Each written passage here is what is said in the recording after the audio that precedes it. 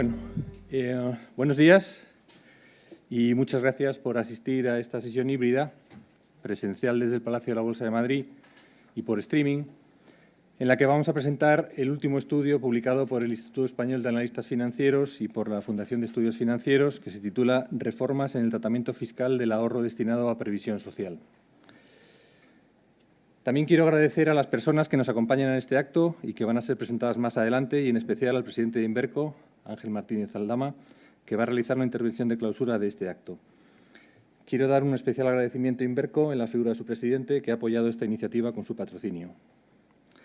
En la Fundación de Estudios Financieros hemos publicado diversos informes sobre el problema de las pensiones y la necesidad de impulsar el ahorro-previsión en nuestra sociedad. Son muchas las reformas que se han hecho para tratar de solventar este problema y, sin embargo, seguimos estando lejos de una solución satisfactoria. El reto demográfico al que nos enfrentamos tiene la suficiente importancia para que le dediquemos en la Fundación de Estudios Financieros una atención prioritaria. Las estimaciones de evolución de la esperanza de vida, unida a una disminución de la población en edad de trabajar, pueden suponer un aumento importante del gasto público destinado a las pensiones en un futuro cercano. Estas previsiones nos hacen concluir que es importante favorecer el ahorro destinado a previsión social, tanto en forma de fondos de pensiones como en planes asegurados privados. Todo ello como complemento de las pensiones públicas en el futuro. Creemos que aumentar el ahorro-previsión se hace ahora más necesario que nunca y, para ello, las aportaciones a los sistemas complementarios deben realizarse tanto por parte del empresario como por parte del trabajador y encontrarse incentivadas fiscalmente. En el estudio que presentamos se analiza la evolución del tratamiento fiscal del ahorro destinado a la previsión y las diversas reformas que se han llevado a cabo en nuestro país en los últimos años a este respecto. A continuación, se hace una revisión crítica de por qué es necesario incentivar fiscalmente el ahorro-previsión y si han tenido éxito los estímulos fiscales incorporados a nuestras normas. La evidencia aportada en el estudio demuestra que la utilización de los incentivos fiscales al ahorro en nuestro país ha sido parcial e inferior a los máximos legalmente establecidos, lo que podría indicarnos dos cuestiones importantes: su escaso atractivo y un bajo nivel de educación financiera que identifique la necesidad de ahorro como una necesidad premiante para complementar las pensiones del futuro. Además de los efectos positivos que tendría un desarrollo más efectivo del ahorro-previsión en las cuentas públicas del futuro, su mejora permitiría un mayor desarrollo de los mercados de capitales, lo que favorecería la financiación de la inversión productiva y, como consecuencia, impulsaría el crecimiento económico. Este mensaje cobra especial importancia haciéndolo aquí en el Palacio de la Bolsa, cuyo presidente, David Jiménez Blanco, nos acompaña esta mañana.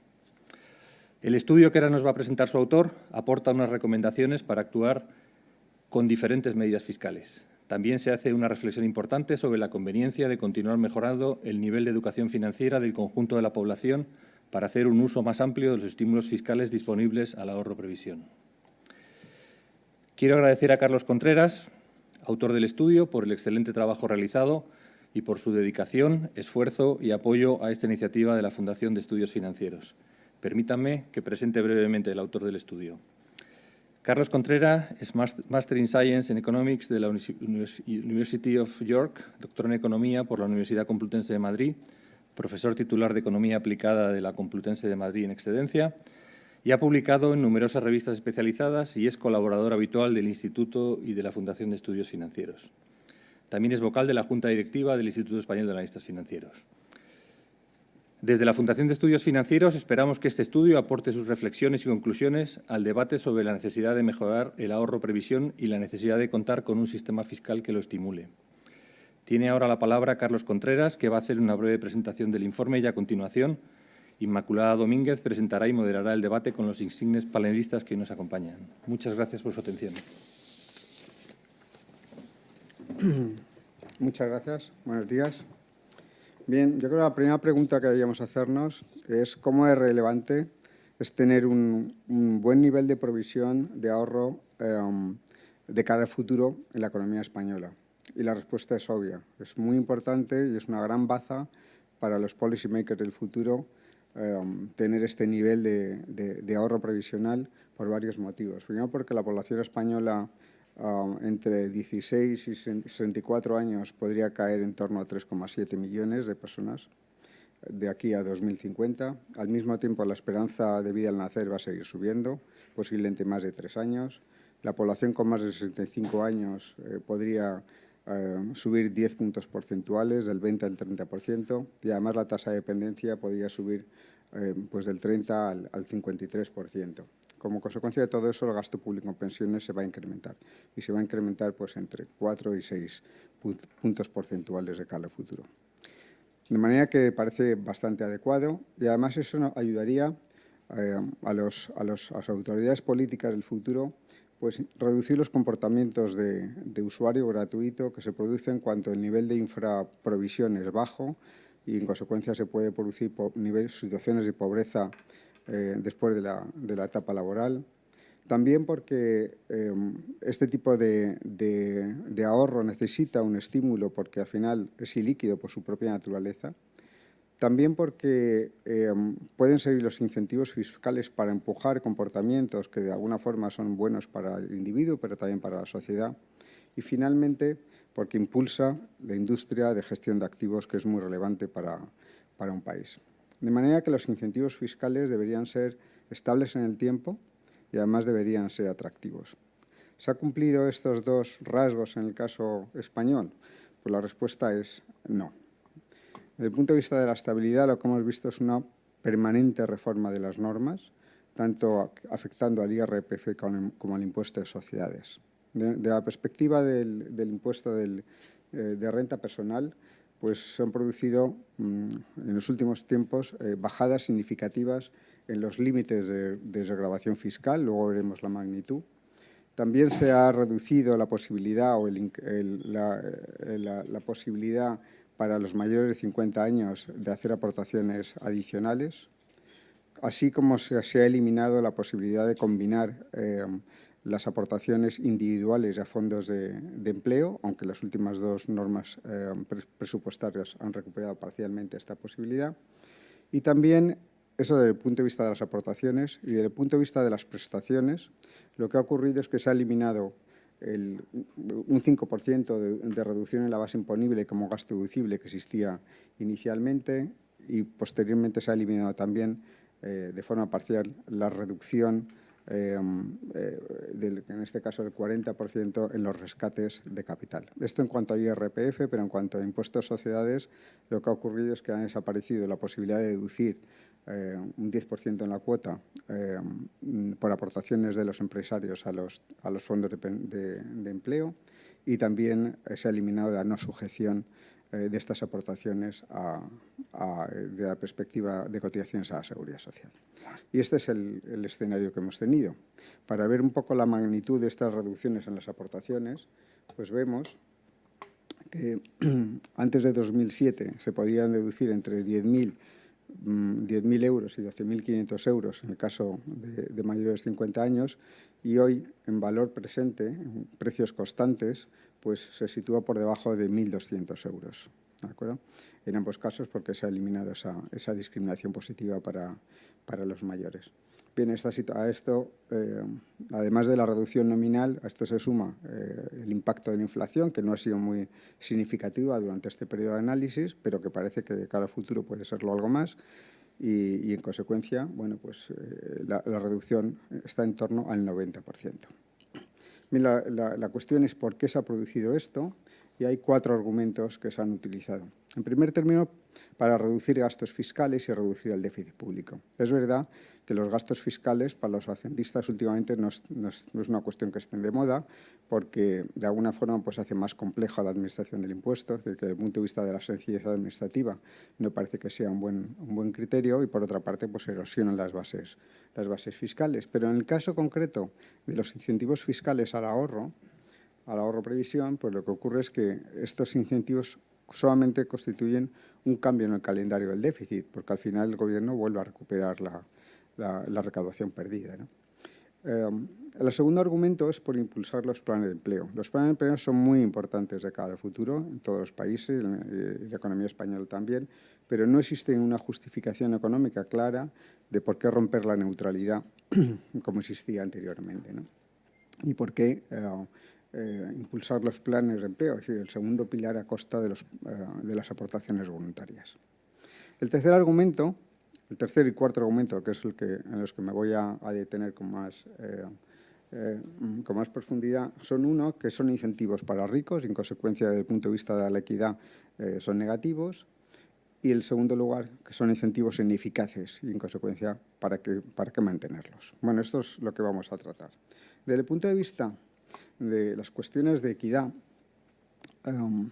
la primera reflexión que yo haría es que no se debe hacer al menos un análisis de cuestiones de equidad de los incentivos fiscales de forma aislada, sin considerar una incidencia global. Es decir, que al final los incentivos fiscales al ahorro previsional es para complementar pensiones públicas y hay que verlo todo en conjunto, porque al final las pensiones públicas, el sistema de pensiones públicas tiene un componente de solidaridad que luego veremos.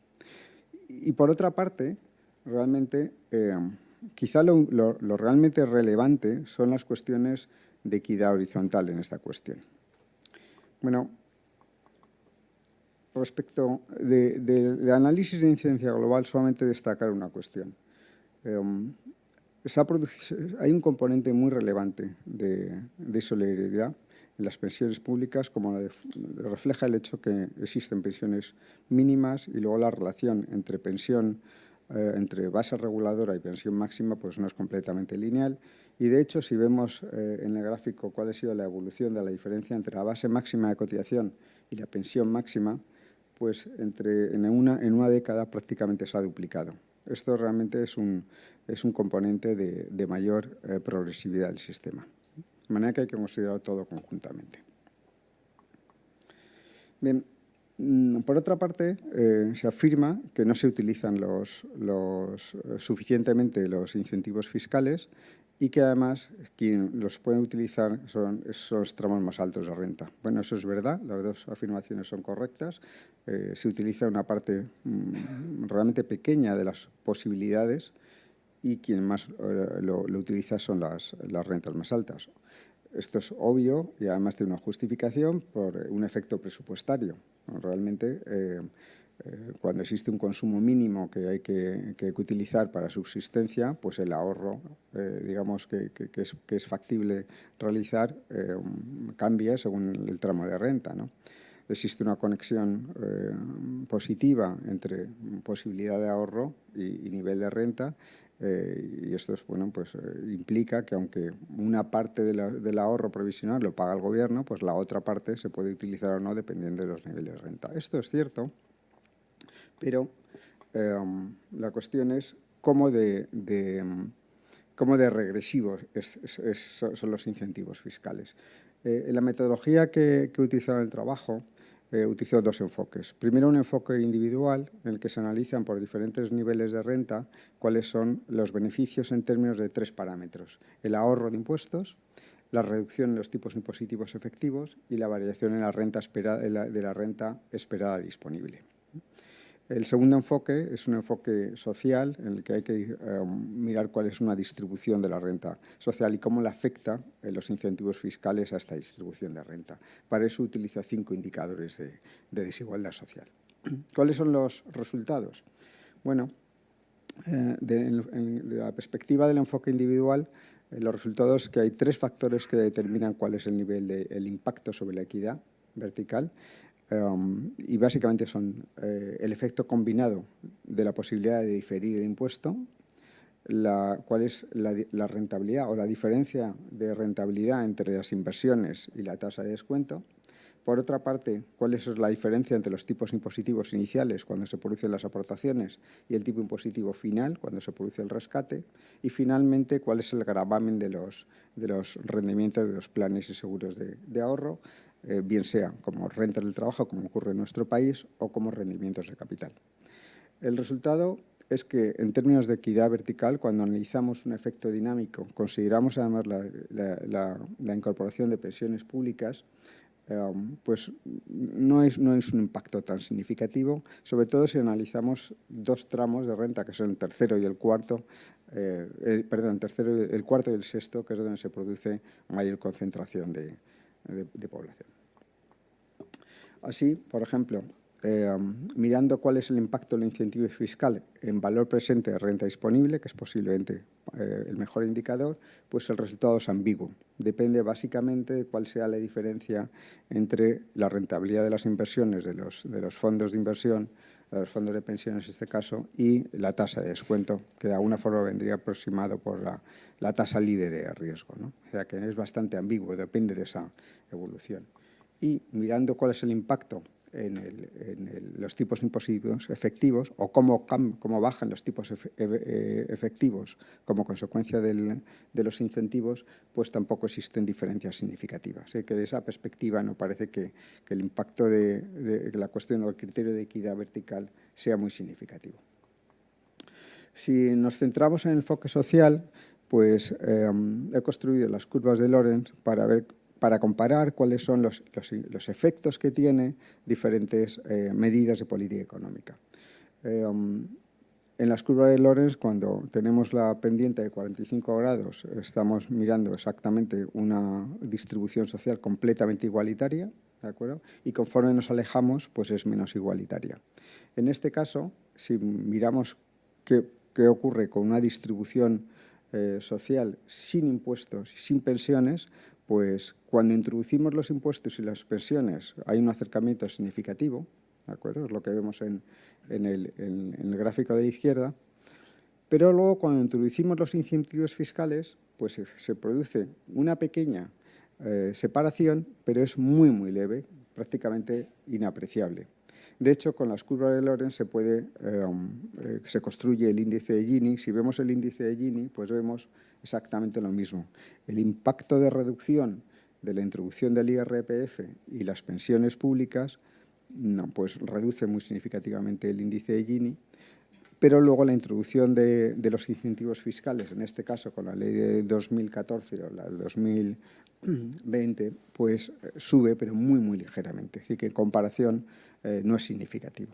Y lo mismo lo vemos con el resto de las medidas de los indicadores de desigualdad social. El resto que he utilizado, en la parte de arriba está el impacto de la introducción del IRPF y las pensiones públicas, como baja significativamente los niveles de desigualdad, y en el gráfico de abajo he mantenido la misma escala para ver la comparación de las magnitudes. En la parte de abajo vemos que se produce efectivamente un pequeño incremento en el nivel de desigualdad, pero que es muy, muy pequeño en comparación con las medidas anteriores. Bien, la segunda cuestión, el segundo argumento, es si son ineficaces estos incentivos. Y volviendo otra vez al mismo gráfico que veíamos antes, pues efectivamente lo que parece es que no se están utilizando los incentivos que existían. La cuestión es que en esta situación posiblemente lo mejor no es eliminarlos, sino investigar por qué se produce. Y se puede producir por dos motivos. Uno, porque no sea suficientemente atractivo, o porque no exista suficiente formación financiera para entender cuáles son las ventajas. Bien, respecto de en qué medida son atractivos los incentivos, en el gráfico de la derecha vemos que realmente cuando el efecto de diferimiento, como ha ocurrido hasta ahora, con la tasa de descuento cercana a cero, el efecto de diferimiento no es importante. Entonces, ¿qué es lo que vemos? Que el atractivo de invertir en fondos de pensiones y seguros cambia, depende sustancialmente de cuál sea la variación de los tipos impositivos futuros, es decir, lo que hay que pagar cuando se rescatan las pensiones privadas. Y lo que vemos es que con pequeñas subidas de tipos impositivos en el futuro, pues el atractivo baja o se vuelve negativo. ¿De acuerdo? Está hecho para dos tramos de renta y vemos que prácticamente es negativo en ambos casos. Bien, entonces, ¿qué hacer en este caso? Pues una posibilidad es reducir los incentivos fiscales porque no son eficaces, la otra es intentar mejorarlos. ¿Cómo se puede mejorar? Pues recuperando niveles de aportaciones de las aportaciones desgravables y hacer algunas reformas. Una propuesta es pasar a considerar los rendimientos de los fondos de pensiones como rentas de capital y, en caso contrario, si no se quiere hacer eso, pues al menos recuperar la consideración de renta irregular del trabajo, ¿no? Por otra parte, parece claro que si se recuperara una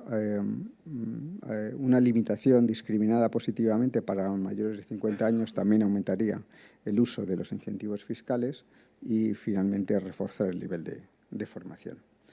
En relación con la cuestión de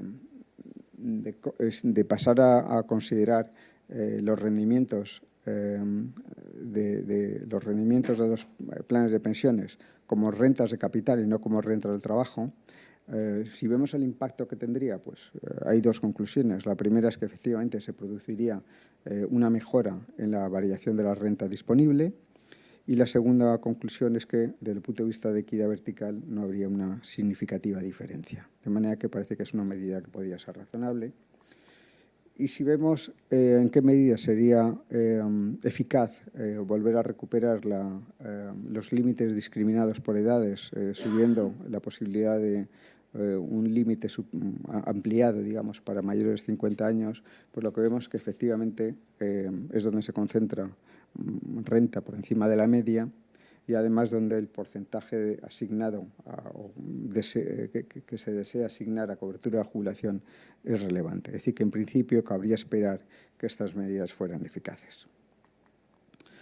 Bien, otros resultados que se obtienen y que afectan a la medida del desarrollo de los planes de empleo, de promoción pública, pues la primera conclusión es que es importante desarrollarlos, porque en el fondo lo que puede hacer es mejorar la situación de rentas de niveles de renta más bajos, considerando dos circunstancias. Primero, que la estructura de empleo en España, de manera que el 86% del empleo se concentra en empresas con menos de 9 trabajadores, y eso significa que, y además hay que considerar a los autónomos, y eso significa que es más difícil para ese tipo de empresas organizar planes de empleo propios. Y por otra parte, si vemos cuáles son las diferencias salariales por tamaño empresarial, existe una prima salarial por tamaño, de manera que también es importante desde el punto de vista de equidad. Las malas noticias es que durante el año 2021 no hemos contado con ese tipo de iniciativas, pero simultáneamente se han bajado las aportaciones individuales, y esto es un problema porque justamente los trabajadores trabajando en empresas grandes con planes de pensiones propios, pues sí han podido beneficiarse de la subida o de la reforma, pero muchos trabajadores pues no han podido hacerlo. Bien, en consecuencia, las recomendaciones serían recuperar el nivel nominal de aportaciones desgravables. Por otra parte, recuperar los niveles incrementados de deducibilidad para personas mayores de contribuyentes superiores con edad superior a 50 años. No discriminar en contra de los planes individuales, recuperar la neutralidad. Pasar a gravar los rendimientos de los fondos y seguros como rentas de capital y no como renta del trabajo. Y mejorar el nivel de educación financiera. Esto en cuanto a medidas en el IRPF.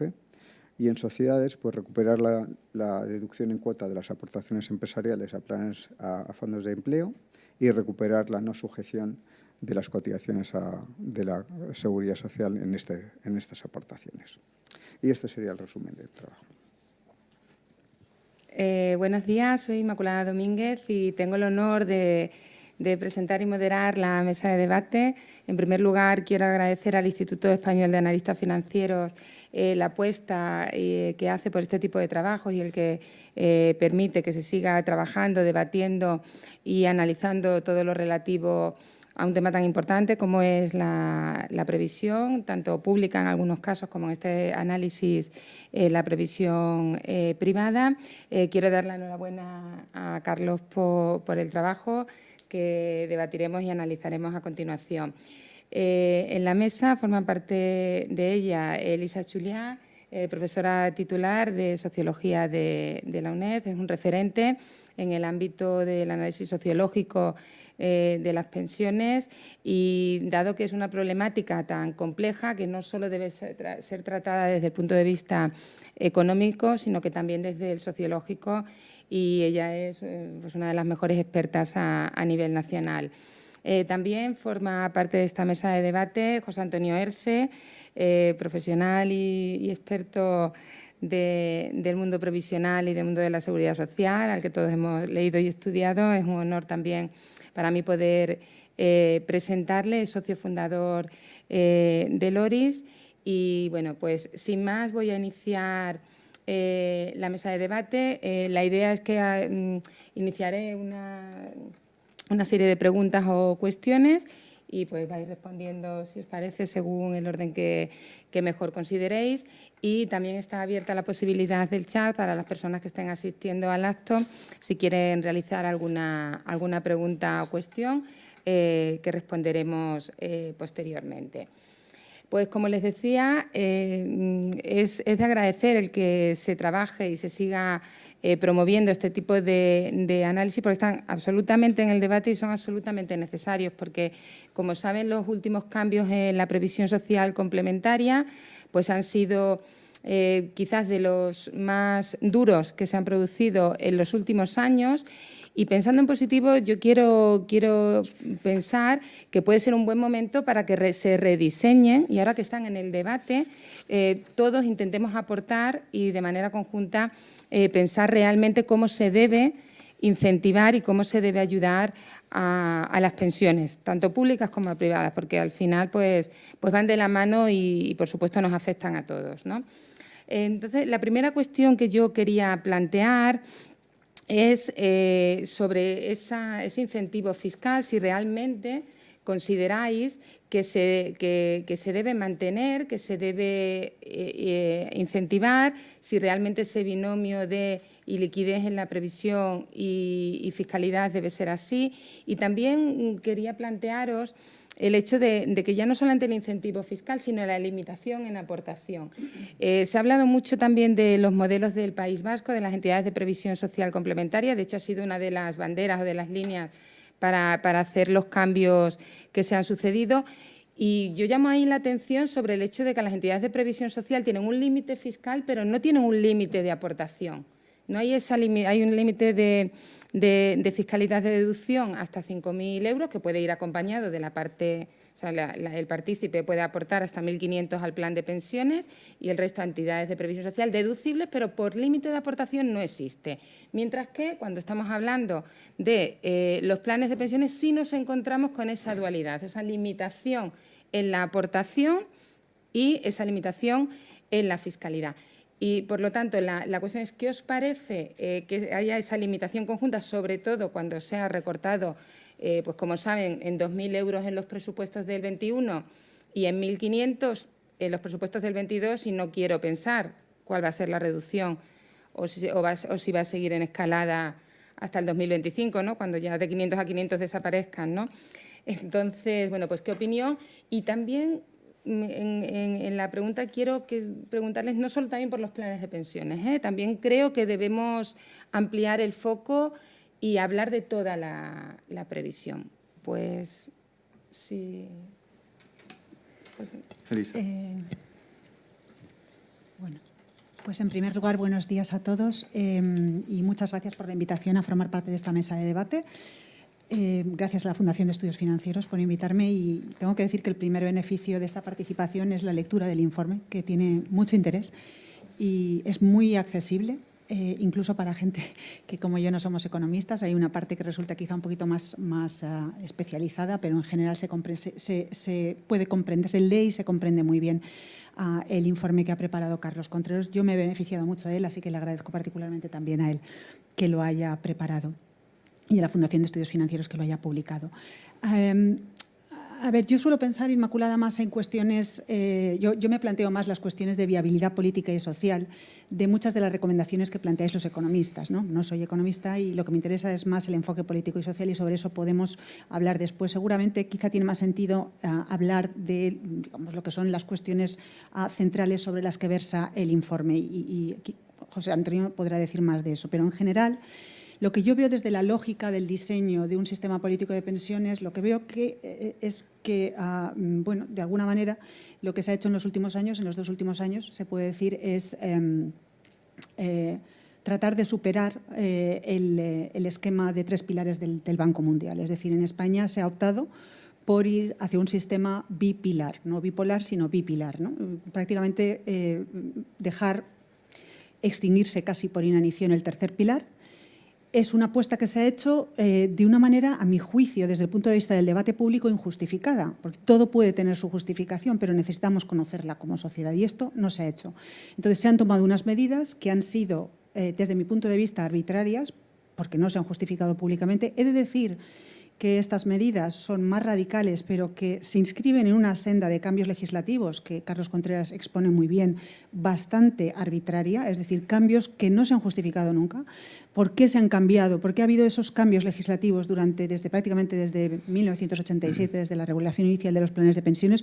Ha habido unos cambios legislativos que no se nos han explicado y que hacen pensar que realmente el principal motivo, el principal factor de explicación del cambio tiene que ver con la necesidad de ajustar gastos fiscales. Y esa no puede ser la lógica de un sistema bien diseñado de ahorro-previsión. Yo creo que como primer punto lo puedo dejar aquí. Me gustaría después hablar, en la medida de la disponibilidad de tiempo, de lo que podríamos llamar las restricciones sociales y políticas a las recomendaciones que formula Carlos en su informe, pero seguramente José Antonio ahora puede hablar más sobre las cuestiones más de carácter impositivo, ¿no? Bueno, pues yo también, en primer lugar, quiero agradecer a la Fundación de Estudios Financieros la convocatoria de este acto y la invitación que me han cursado para participar en esta selecta mesa redonda. Pero además felicitar a Carlos Contreras porque ha hecho un estudio riguroso, un estudio que se entiende bien, que se lee bien, que fluye sin estridencias, porque este es un debate que en ocasiones adquiere cotas, no diré de estridencia, pero sí de incomprensión. Hay cosas, y Elisa lo acaba de decir, que no se entienden. No se entiende por qué estamos hoy hablando de todo lo que se ha hecho en materia de fiscalidad, de las aportaciones a planes de Pilar 2 o de Pilar 3 en los últimos años, porque no encontramos justificación. Cuando se mira con lupa a los argumentos técnicos, se descubre que no se sostiene ni la razón que se ha dado habitualmente de que no son eficientes y de que no son eficaces. Porque en realidad hay otras razones, no se ha investigado bien. Creo que en los informes que hay, que sí se han hecho, para defender algunas de las medidas que se han tomado, por ejemplo, el recorte de la aportación de la ley presupuestaria de 2020, más el nuevo recorte de la ley presupuestaria de 2021, para este año ya 2022, se insiste una y otra vez en los preámbulos de estas leyes que no son equitativos, que benefician más a los ricos y además que no son eficaces. Yo creo que esos estudios no están bien hechos, no se ha tenido en cuenta, como se tiene en cuenta en el estudio de Carlos Contreras, por así decirlo, el ciclo de vida de ese ahorro, el ciclo de vida fiscal, el ciclo de vida en el sentido de las rentas de los perceptores y el ciclo de vida en los impactos sobre la protección efectiva que logran estos vehículos para los partícipes, ¿no? Entonces, yo defiendo la existencia de este tratamiento fiscal. Me resisto a llamarle incentivo, menos aún un favor fiscal. Nadie nos hace un favor cuando deducimos de la base imponible del IRPF las aportaciones que hemos hecho a vehículos de Pilar 2 o de Pilar 3. Pero es que además, si no las dedujéramos y tuviésemos que pagar además los impuestos sobre las prestaciones, estaríamos siendo objeto de un abuso fiscal, de una doble imposición. De manera que es absolutamente natural que haya deducción. Es absolutamente natural que haya deducción. Si no hay deducción, hay un maltrato fiscal, que no se permite tributos en otras figuras y en otros casos. Otra cosa es que además de la deducción haya diferimiento. ¿Vale? La deducción y el diferimiento no son exactamente lo mismo, cuesta explicarlo, pero no son lo mismo. El diferimiento sucede cuando la deducción se hace en las aportaciones, porque también se podía hacer en las prestaciones, en ese caso no habría diferimiento. Yo, de hecho, calentando en las redes sociales esta mesa redonda de hoy, pues lancé una pregunta y me devolvieron todo tipo de respuestas. ¿Y si en vez de diferir la deducción no la diferimos, de forma que no hacemos la deducción de las aportaciones, pero nos deducimos todas las prestaciones, tanto la parte que incorporan de principal como la parte de rendimiento, de rentabilidad del capital.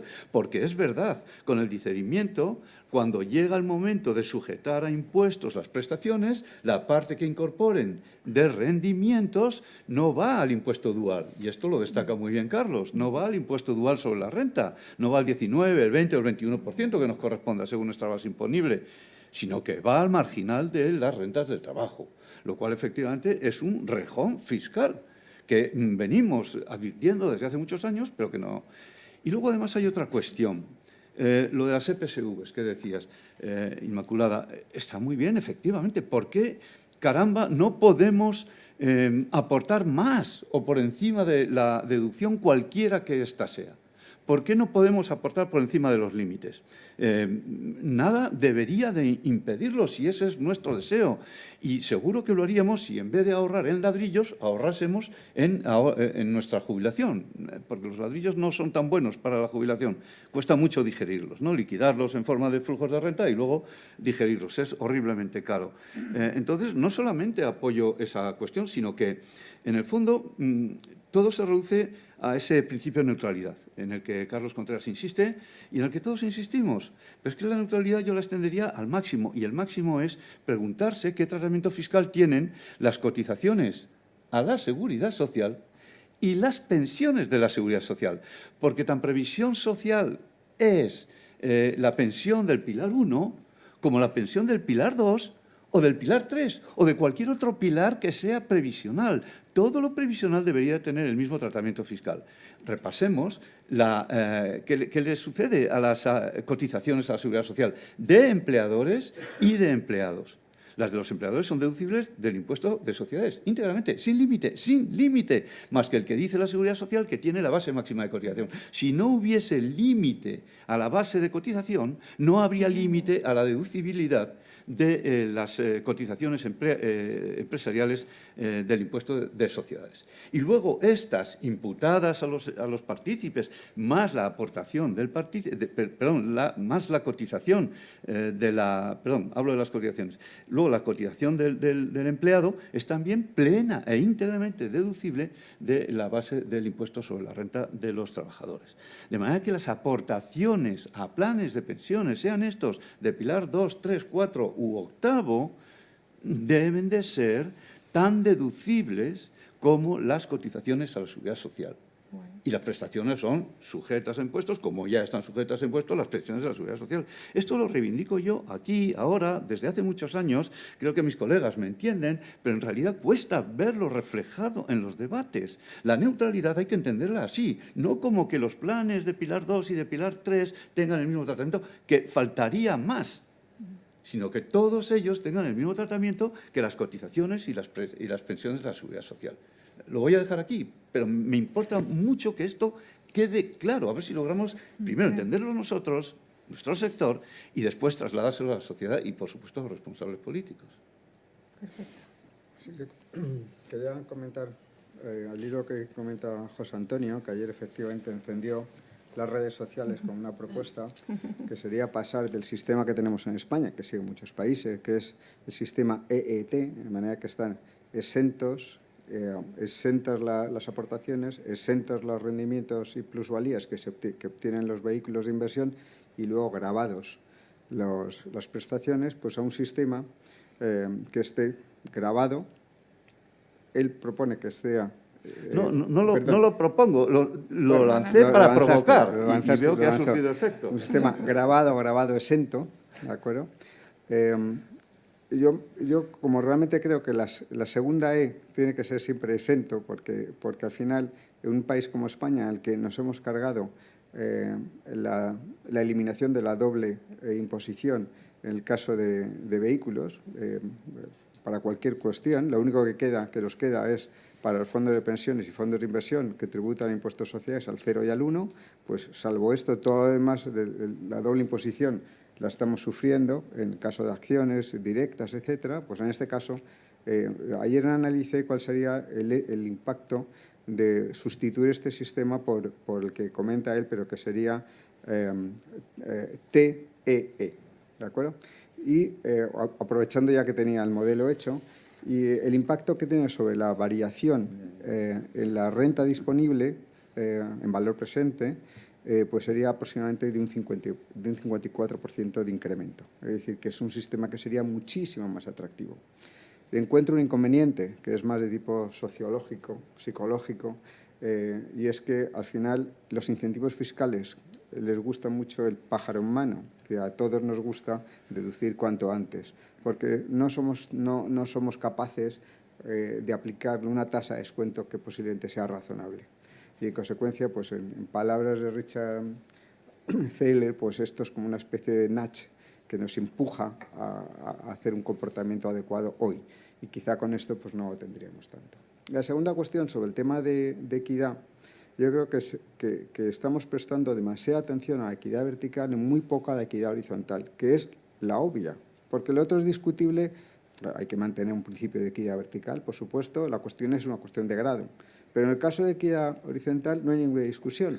Y, por ejemplo, cuando se elimina de repente en España la posibilidad de que los mayores de 50 años pues, aporten un poco más con carácter deducible, pues estamos perjudicando generacionalmente a gente que de repente cumple 50 años y ya no tiene esa proporción, esa posibilidad, que era exactamente a lo mejor del mismo nivel de renta de los anteriores, pero de repente se ha producido un cambio y dejan de tener esa posibilidad. Eso es un impacto negativo sobre la equidad horizontal, intergeneracional en este caso, ¿de acuerdo?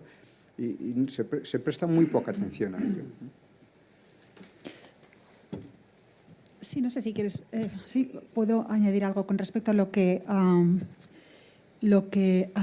decía también José Antonio antes, respecto a al sistema o al tratamiento fiscal neutral de los diferentes pilares del sistema de pensiones y cómo eso no se ha dado. En realidad, a mi juicio, esa exposición de un sistema de incentivos fiscales neutral con respecto a los tres pilares, implicaría una consideración, digamos, podríamos decir, normativa o filosófica de los tres pilares como tres pilares que más o menos deberían desarrollarse de una manera equitativa, ¿no? Es decir, no debería sobredesarrollarse o infradesarrollarse algún pilar para beneficiar a otros. Pero esto no ha ocurrido, bueno, no era así en el sistema español de pensiones, como sabemos bien, donde ha existido un primer pilar, pues podríamos decir mucho más sólido que el segundo y el tercer pilar, que empiezan a desarrollarse también bastante más tarde cronológicamente, ¿no? Pero en el fondo, la opción, y vuelvo un poco a las decisiones políticas que se han tomado, la opción que se ha tomado ha sido en realidad por beneficiar a podríamos decir, el pilar de las administraciones públicas y el pilar de las empresas, en detrimento, porque se ha considerado que se tenía que tomar esta decisión en detrimento de un pilar, el pilar de los hogares o el pilar de las familias. Y esto tiene su importancia desde el punto de vista de la filosofía social. Es decir, las pensiones o las prestaciones para la jubilación se pretende que estén ligadas sobre todo a las administraciones públicas, es decir, al Estado y al mercado de trabajo. Yo creo que aquí a las familias se les está, digamos, también privando de un espacio de decisión que era importante. Y que me parece, de nuevo, vuelvo a mi argumento inicial, que injustificadamente, por lo menos desde el punto de vista del debate público, no se nos han expuesto las razones por las cuales se ha adoptado esa decisión. Más criticable, a mi juicio, todavía, teniendo en cuenta que esas medidas se han tomado antes de aprobar las medidas para el desarrollo del segundo pilar, que yo, desde luego, considero, sin lugar a dudas, beneficiosas. Pero tomar esas medidas antes pues no parece lo más razonable, ¿no? Y tomarlas, como digo, desde un punto de vista o desde una posición no justificada. Es verdad que existía aquel informe, el famoso informe de la AIREF, en virtud del cual el diseño de incentivos fiscales no estaba bien diseñado. Pero la respuesta a una evidencia semejante, que además es discutible de acuerdo con el informe de Carlos Contreros, pero bueno, la respuesta no podía ser una reducción radical de esos incentivos fiscales, que, como muy bien cuenta Carlos también, necesariamente generan una reducción del ahorro, como ha ocurrido, ¿no? Una reducción muy importante del ahorro previsión. Me quedo aquí por si luego surgen más preguntas. Sí, retomando un poco lo que estabas diciendo del famoso informe de la AIREF, como saben, cuando se propuso la justificación que se ha hecho de la Ley de Presupuestos del 21, donde por primera vez se redujo las aportaciones y la limitación fiscal para los planes individuales, pues bueno, es curioso que en el primer informe de la AIREF se hablaba de que suponía una pérdida de recaudación, se dejaba de recaudar por los incentivos fiscales a los planes de pensiones 1.643 millones. Eso fue en la primera versión. Después se dieron cuenta que se había olvidado de ese efecto que estaba comentando José Antonio, que conocemos del diferimiento. No podemos analizar la fiscalidad de un producto a foto fija solamente teniendo en cuenta la deducción que se hace ahora, porque efectivamente el sistema que tenemos es exención, exención, tributación. Y esa cifra de 1.643 millones llegó a 450 millones cuando en su segunda versión del informe. Los datos del propio informe de la AIREF también hablaban de que este beneficio fiscal beneficiaba a 2,5 millones de declarantes. Son pocos y yo creo que eso sería bueno informar de la edad de esos declarantes, porque el factor de ciclo vital, porque lógicamente, y todos hemos sido un poquito más jóvenes, ¿no? Cuando se es un poco más joven, las prioridades de consumo y de ahorro son distintas a cuando se tienen 50 o más años. Por lo tanto, ese enfoque de ciclo vital es muy importante, pero es curioso que se ha ido eliminando. Tanto lo que has comentado ahí como este año se ha eliminado también en el territorio foral de Navarra, que también permitía, saben que País Vasco y Navarra tienen un tratamiento fiscal diferente, pues también este año ya en el 22, por eso le digo que no sé qué pasará en el 25 porque vamos cada año vamos un poquito peor, ¿no? Pues también han eliminado y sinceramente no sé si es por coste administrativo, que entiendo que con la operatividad que tenemos hoy en día no tendría que ser así, pero de verdad que el análisis por edades es fundamental para entender o para apoyar esa idea de incentivo. Y como la pregunta que os quiero plantear con este informe de la AIREF y esta confrontación que de repente apareció entre los planes de segundo pilar y de tercer pilar, cuando no se había producido nunca, habíamos visto casi de todo desde que se habían regulado los planes de pensiones, pero nunca ese enfrentamiento, y como estaba diciendo Elisa, sin estar diseñado y sin estarlo todavía ahora, pues también me gustaría un poquito conocer vuestra opinión sobre ese binomio entre el segundo y el tercero, si consideráis erróneo, adecuado, y decir también que ni el informe de la AIREF, ni el informe de la Unión Europea, ni siquiera el Pacto de Toledo dicen nada de esa exigencia de diferenciación. Se habla, se pone el punto de mira en que no se han desarrollado suficientemente. Hay muchas razones, hay muchos estudios, hasta la propia OCDE lo dice, y el básico es que tenemos un soporte de pensión pública potente que hace que no sea a lo mejor tan necesario esa aportación privada como es en otros países. Lógicamente, si yo tengo en torno a un 80% de la pensión pública, pues es que no se me puede pedir ahorrar mucho más del 10 o del 15, pero no pasa nada, es la foto que tenemos en España, ¿no? Pero repito, ni la Unión Europea, ni el propio Pacto de Toledo, ni el informe de la AIREF, yo más que lo he estudiado y lo he leído, entiendo que dé esa recomendación, que es lo que después pues es lo que tenemos durante hace 2 años, ¿no? Entonces, vuestra opinión también sobre eso y hacia dónde creéis que vamos, ¿no? Bueno, pues has aludido a la recomendación 16 del Pacto de Toledo, ¿no? La de la ronda última, pues es la más pobre de todas en redacción, en contenido, en justificación y además muestra una degradación en las series de recomendaciones del Pacto de Toledo respecto a la preferencia, diría entre comillas, que debe de dársele a la previsión social complementaria, que en mi opinión debe de dársele tanta preferencia como a cualquier otro vehículo de previsión social, ¿no? Como se hace en muchos otros países, ¿no? Pero es verdad que incluso en los organismos internacionales el tono es bastante tibio respecto a la defensa de, desde luego, la equiparación del Pilar 2 y el Pilar 3 y en su conjunto la defensa del tratamiento fiscal neutral, ¿no? Ya no voy a utilizar la palabra incentivos, menos aún de tratamiento favorable, ¿no? De un tratamiento fiscal neutral. Yo insisto en lo que ha dicho también Elisa. Es muy importante que tengamos vehículos de previsión social complementaria. Y no necesito tampoco aludir a la seguridad social, ni a su presencia o ausencia o sus problemas, en absoluto. Lo hemos venido haciendo en los 30 y tantos últimos años y todavía nos va como nos va. Y yo creo que hay una correlación clara entre estos dos fenómenos. No necesito aludir a la seguridad social, para decir que ya millones de pensionistas necesitan complementos de pensión. Millones de pensionistas necesitarían complementos de pensión, a pesar de haber recibido pensiones que superan el 80% de tasa de sustitución. Para decir que millones de trabajadores a punto o más o menos cercanos a la jubilación van a necesitar complementos de pensiones de la Seguridad Social, con todo y con el 80% que la Seguridad Social les va a dar a la mayoría de ellos en reemplazamiento de su último salario.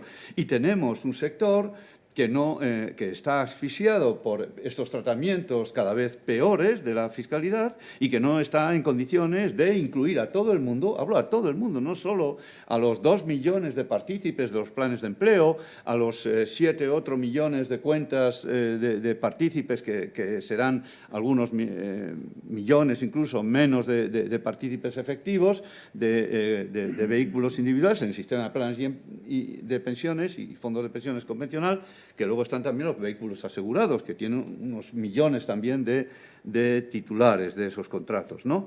Bueno, pues no estamos dando respuesta adecuada, no estamos incluyendo a los trabajadores jóvenes, a los trabajadores a tiempo parcial, a los trabajadores temporales. En Noruega hace poco se han establecido leyes que de alguna manera obligan o incentivan a que todos los trabajadores, independientemente de su jornada, de su contrato, de su edad, participen de la previsión social complementaria. Aquí todavía no lo entendemos. Necesitamos democratizar la previsión social complementaria, que la neutralidad fiscal es absolutamente necesaria. No es que ayude o no ayude, no, ni se discute la neutralidad fiscal. Otra cosa es que luego optemos por un diferimiento u otro, optemos por unos límites u otros, que también efectivamente deben de ser, como decía antes, para todos y tan favorables como lo son los de las cotizaciones y las pensiones de la Seguridad Social. Porque si no tenemos ahorro previsional, y no lo tenemos, como mucho entre productos del universo Inverco, digamos los planes y fondos de pensiones convencionales, los productos asegurados, vamos a decir el universo UNESPA o el universo del mutualismo, ¿no? Más lo que venga ahora con los planes simplificados, que en mi opinión es algo que hay que seguir muy atentamente y que en principio es esperanzador, pues no llegaremos al 25 o al 30% del PIB en ahorro previsional. El 25 o el 30% del PIB en ahorro previsional no es nada frente al 200% de Holanda o al 150% del Reino Unido o más del 100% en los países a los que queremos parecernos, porque si dijéramos que son países a los que odiamos y que jamás querríamos ser como ellos, pero es que queremos ser como ellos y no hacemos lo que hacen ellos, ¿no? Entonces, mi defensa absoluta de la previsión social complementaria, de la neutralidad absoluta dentro de los diferentes pilares y bueno, poco más. Para mí estos son los principios básicos, ¿no?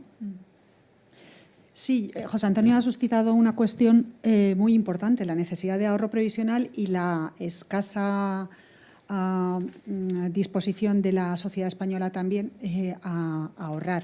Y hay que decirlo esto también, no es solo una cuestión de educación financiera, es una cuestión, podríamos llamar, de cultura financiera. En España sí que existe una cultura de ahorro inmobiliario. Claro. Y existe también una cultura de ahorro precautorio, sobre todo que se activa en situaciones de crisis. Sin embargo, no existe una cultura de ahorro previsional. Es decir, la sociedad también, no se trata solo de que los policy makers, como decía Carlos, hayan tomado una serie de decisiones injustificadas y no hayan creado un ambiente favorable a eso. Es cierto, pero no solo los gobiernos y los partidos políticos. Aquí la sociedad sí que ha sabido detectar que el ahorro inmobiliario era aconsejable y, sin embargo, bueno, pues tampoco ha recibido los mensajes que se lanzaban desde distintos ámbitos a favor del ahorro previsión, ¿no? Entonces, esa es primero una restricción social y que actualmente no existe una cultura favorable al ahorro previsión y sí a otros ahorros, otras formas de ahorro. Por lo tanto, esa es una primera evidencia que yo creo que nos debería hacer reflexionar. Y luego también, bueno, desde el punto de vista, esta es lo que yo diría la primera restricción social. Estas cosas las hemos visto también en las encuestas. Yo quiero recordar que en la última encuesta del Instituto de Pensiones BBVA a que se hizo a baby boomers, es decir, a una muestra, una amplia muestra de nacidos entre 1957 y 1977, cuando se les preguntaba si reducían, teniendo en cuenta ya los gastos necesarios, digamos, salvando los gastos necesarios, si reducían al gasto para ahorrarlo, teniendo en cuenta eso, que se trataba de una población pues, que no se encuentra ya tan lejos de la jubilación, casi 2/3 partes decían que no ahorraban. Es decir, ahí se ve claramente que ni siquiera los que están más cerca de la jubilación creen conveniente reducir algunos gastos, salvando, como digo, los que son estrictamente necesarios, que se dejaban aparte, no consideran o no han hecho todavía ese ahorro previsión, ¿no? Entonces, eso hay que tenerlo en cuenta, y hay que tener también en cuenta que la sociedad, desde el punto de vista, digamos, de la evidencia empírica que nos proporcionan las encuestas de opinión, es también muy contradictoria a la hora de valorar las cuestiones relacionadas con las pensiones. Por una parte, muestra mucha preocupación sobre su pensión y, por otra parte, ni ahorra previsionalmente, ni tampoco está pensando en jubilarse más tarde. Es decir, la sociedad también tiene que hacer ahí un esfuerzo por intentar introducir consistencia en lo que son sus decisiones de consumo y ahorro. Y seguramente para eso necesita educación financiera, ¿no? Pero también seguramente necesita hacer un poco de reflexión crítica sobre cómo se ha comportado hasta ahora. Y luego está pues, lo que yo llamo las restricciones políticas, ¿no? A estas recomendaciones que tan sensatamente ha formulado Carlos en su informe. Y ahí hay que tener en cuenta, yo soy poco optimista respecto a la posibilidad de realizar esas recomendaciones. ¿Por qué?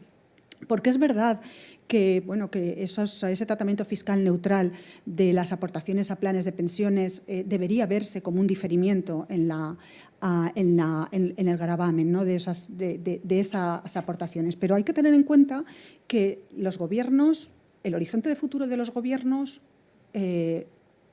está marcado por las elecciones. Es decir, el horizonte de futuro de los gobiernos son 4 años. Y entonces, los incentivos a corto plazo para los gobiernos dictan que no sea, digamos, rentable desde el punto de vista gubernamental promocionar las aportaciones a planes de pensiones en la medida que eso suponen gastos fiscales. Que después ya verán, los gobiernos futuros pueden beneficiarse de ellos cuando se recuperen esas prestaciones, ¿no? Pero los gobiernos futuros no importan en la lógica de los gobiernos actuales. Entonces, los gobiernos no tienen tampoco muchos incentivos a cambiar la regulación de las aportaciones a planes de pensiones en un sentido diferente por el que han optado en los últimos años, ¿no? A mí eso me preocupa. Y eso seguramente se podría resolver con un debate público sobre la necesidad de ahorro previsional, y yo creo que actos como este y fundamentalmente el informe de Carlos contribuyen a ello, pero sería muy necesario subrayar esta necesidad y las limitaciones que tienen los gobiernos. De los gobiernos no cabe esperar mucho. Es decir, la sociedad tiene también que adoptar decisiones sabiendo cuáles son los límites dentro de los que operan los gobiernos. Y aparte hay otros actores políticos que tampoco están favoreciendo esas recomendaciones o la adopción de esas recomendaciones que formula Carlos Contreras en su informe. Hay que tener en cuenta que los sindicatos no son favorables tampoco al aumento de las aportaciones a los planes de pensiones fiscalmente deducibles, pues porque siempre han considerado que un refuerzo de los planes privados de pensiones implicaría un debilitamiento del pilar público, y ese temor persiste y no hay manera tampoco de disuadirlo o de convencerles de que ese argumento podría tener matices, ¿no? Y luego también, por otra parte, los empresarios, a mi juicio, tampoco han definido una posición respecto a este tema, digamos, convincente y tampoco la han defendido. Es decir, yo creo que no han visto claramente la ventaja que supone el desarrollo de un mercado nacional de capital y las facilidades que suponen también para el acceso a crédito, aparte de, como Carlos también indica, ¿no?, la promoción de un sector de la gestión de activos. En definitiva, es muy difícil, dada un poco este panorama de posicionamiento de los diferentes actores políticos, que cambie la situación actual. Yo, en estas circunstancias, francamente, confío en la Unión Europea, pero tampoco vienen desde la Unión Europea mensajes en la dirección que a mí me parece que sería aconsejable. Entonces, estupendas las recomendaciones de Carlos, pero yo veo unas restricciones sociales y políticas a su puesta en práctica muy considerables, ¿no? Sí. Vamos a ver, los economistas utilizamos siempre la teoría de ciclo vital de consumo o ahorro para establecer cuál sería la planificación óptima. Y es muy complejo, es decir, hay tanta cantidad de variables que influyen que para los economistas ya es complejo, para las personas que no tienen un nivel de formación financiera, pues es muy complejo. Entonces, de esa perspectiva yo creo que se está resaltando poco cuál es la ventaja de los incentivos fiscales, que básicamente es un préstamo al gobierno. El gobierno se convierte en prestamista para impulsar que la gente ahorre. Y esto es una posibilidad que tiene el gobierno porque tiene un presupuesto intertemporal infinito, teóricamente. Como decía Elisa, realmente luego aparece el ciclo electoral y los gobiernos, cuando ya hablamos de gobiernos concretos, solamente le afecta cada 4 años. De manera que el gobierno es eterno, pero los gobiernos en minúsculos no lo son. Y esto es un problema. De manera que la única solución es conseguir que toda la sociedad sea consciente de que los impactos en el déficit público originados por algo que tiene objetivos a largo plazo deben tratarse de forma diferente, o conseguir recursos, y a lo mejor Next Generation podría ser una solución para habilitar medios para saltar ese salto que tenemos que hacer de aquí al futuro para conseguir un nivel de ahorro de previsión social razonable, que estamos muy lejos de conseguirlo, ¿no? Muchas gracias. Muy interesante también, Elisa. Yo te iba a preguntar sobre los resultados de los estudios de la encuesta del Instituto de Pensiones del BBVA que trabajáis, porque es verdad que muchas veces nosotros, y sobre todo si llevamos tanto tiempo trabajando, parece que lo tenemos muy claro y nos parece muy evidente, porque, bueno, aunque solo sea por estar 25 años diciendo lo mismo, ¿no? Pues algo nos creeremos de ello. Y nos parece muy lógico, pero es verdad que hay algo que no acaba de llegar o de calar. Y eso pues yo creo que tenemos que replanteárnoslo todos, ¿no? Tanto los políticos con tantos cambios, yo creo que eso nos ayuda, y nosotros pues a lo mejor también que de verdad llegue, ¿no? esa información o ese convencimiento que tenemos, ¿no? Pues yo creo que lo tenemos, ¿verdad, José Antonio? De verdad, ¿no? Lo hemos estudiado mucho y lo vemos bastante claro. A mí me gustaría, para después, y os dejo un poquito de tiempo mientras que leo las preguntas, para finalizar, que nos dijerais un poco vuestra quiniela, vuestra apuesta de qué pensáis que va a pasar, ¿no? Yo creo que eso no es lo que recomendamos, que parece que eso lo tenemos claro, pero sí que va a pasar, ¿vale? Si os parece, para después. Y voy a detallaros las preguntas que tenemos en el chat, donde resumo 2 de ellas porque son básicamente las mismas. Una plantea, y he sido yo lo que lo he iniciado, ¿no? Que si realmente el diferenciar el límite financiero con el límite fiscal no supondría una doble imposición de esa base imponible, no poderse reducir. Sin duda, yo lo que he querido es quedarlo claro, que como una de las recomendaciones o uno de los argumentarios que se ha hecho siempre desde el Ministerio es la igualdad con ese sistema de las entidades de previsión social, pues llamar la atención de que allí separan el límite fiscal con el límite de aportación, ¿no? Y aquí, cuando se ha limitado tanto, se han hecho las dos cosas. Era lo que quería poner de manifiesto. Por supuesto, es doble imposición. Y la siguiente participante lo que nos preguntan es que cuál es nuestra opinión sobre el texto del anteproyecto de ley de regulación para el impulso de los planes de pensiones de empleo que está ultimando el Gobierno, y qué opinión pensamos que deben tener esos fondos de pensiones de empleo de promoción pública, si realmente pensamos que va a ser suficiente y va a tener éxito en fomentar ese segundo pilar, y qué opinamos también del cambio que ha habido en la Ley de Presupuestos del 2022 del cambio de límite, que sabéis que era 1.500 euros y los 8.000, pero luego esos 8.000, si aporta el partícipe, el trabajador, en la misma medida que aporte el empresario, se permite, ¿no? Pues se van, yo entiendo que puliendo, ¿no? Por eso es lo que me permito en deciros que qué pensáis que va a pasar, ¿no? Ya como quiniela futura. Pues si queréis a las dos preguntas de ellos, enlazando un poco con lo que os planteo yo también. En realidad yo creo que puedo contestar casi a las dos preguntas también haciendo referencia o respondiendo a esta pregunta que has formulado tú sobre lo que creo que va a pasar. Pues yo creo que se va a avanzar se va a aprobar finalmente pues con los retoques que sean necesarios, aunque la COE ya anuncia que va a recurrir a la normativa o la propuesta de normativa que existe actualmente para desarrollo de los planes los planes públicos o el Fondo Público de Pensiones de Empleo, pero yo creo que acabará saliendo adelante de una manera u otra con más o menos matices, y a mí me parece en general una buena idea que se desarrollen los planes de pensiones de empleo. Es verdad que, que tenemos la dificultad de nuestra estructura empresarial. No sé en qué medida eso también va a afectar al éxito de estas propuestas. En principio me parece, como digo, bien que se diseñe este sistema de los fondos del Fondo Público de Pensiones. Parece ser que el Ministerio tiene también pensado hacer una campaña institucional de información. Habrá que ver cómo se diseña esa campaña, qué mensajes se trasladan a la población. Puede ser una gran oportunidad. Hasta ahora no ha habido, desde la Seguridad Social o desde los ministerios correspondientes, apenas ha habido campañas de información que realmente hayan merecido ese nombre o esa denominación. Luego, yo estoy también expectante respecto a cómo serán esas campañas de información.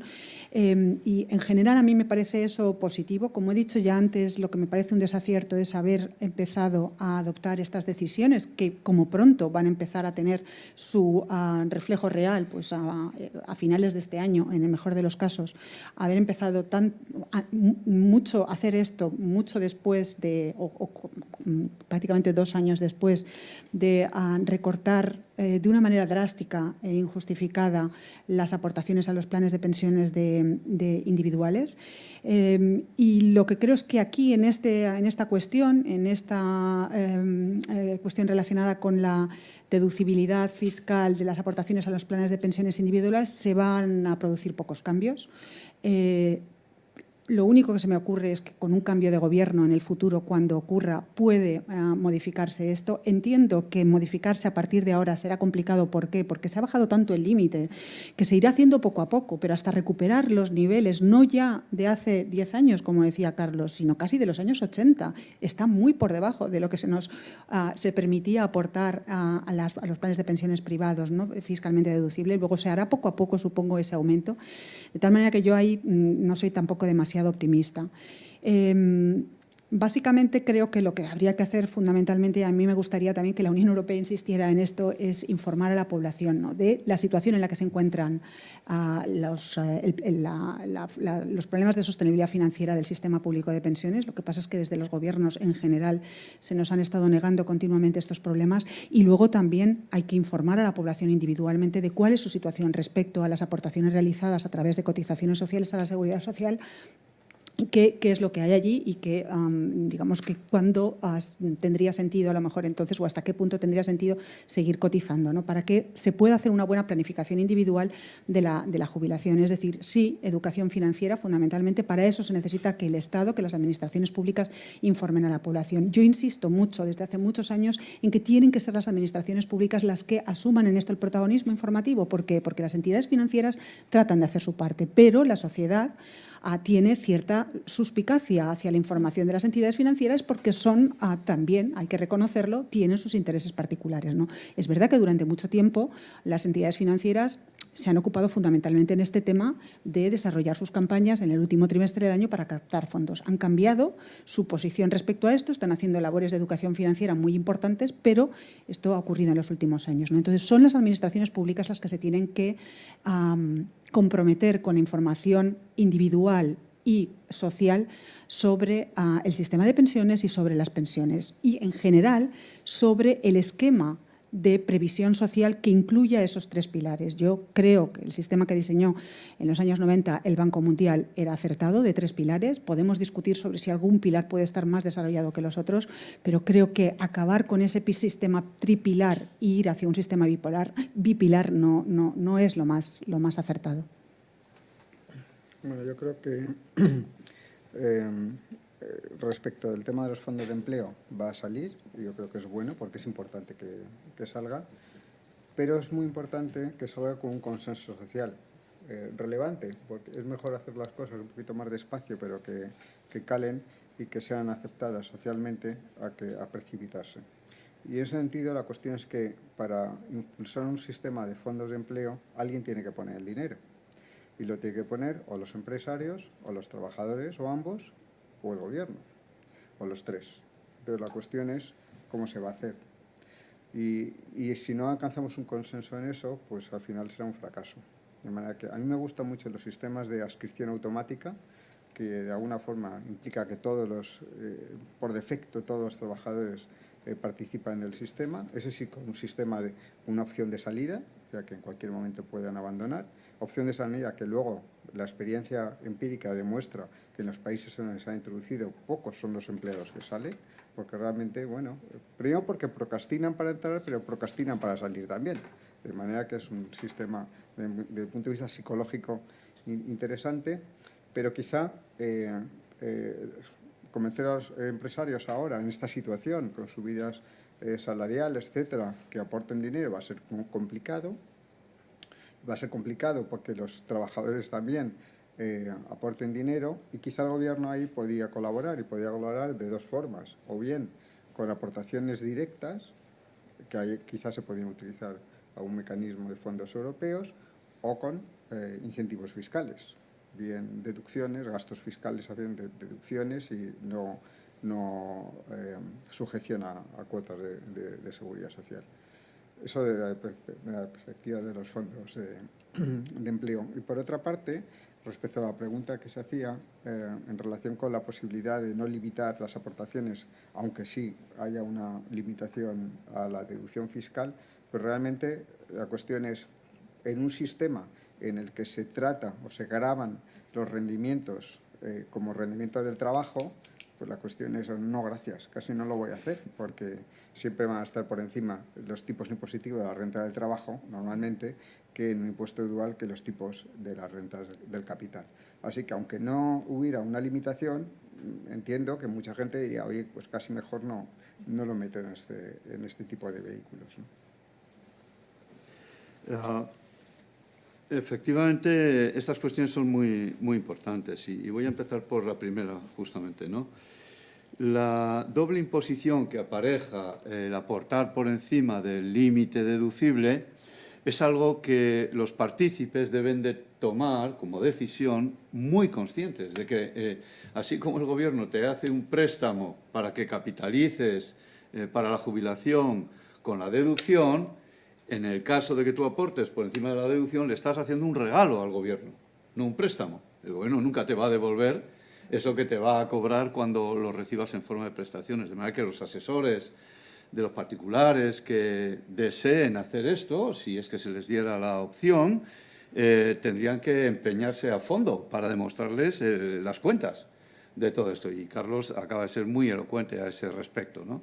La idea de un préstamo es potente, es verdad que el Gobierno te hace un préstamo, se lo devuelves luego, puede que con creces, porque los números no están bien hechos, yo todavía no he visto buenos números acerca de esto, pero es un préstamo. Pero como tú aportes por encima de lo que es deducible, le estás haciendo un regalo al Gobierno, sí o sí. No al Gobierno que te lo autoriza, sino al que esté allí para recogerlo cuando corresponda, ¿no? Luego, respecto al anteproyecto o proyecto de ley de planes, de fondos públicos de empleo y de planes simplificados.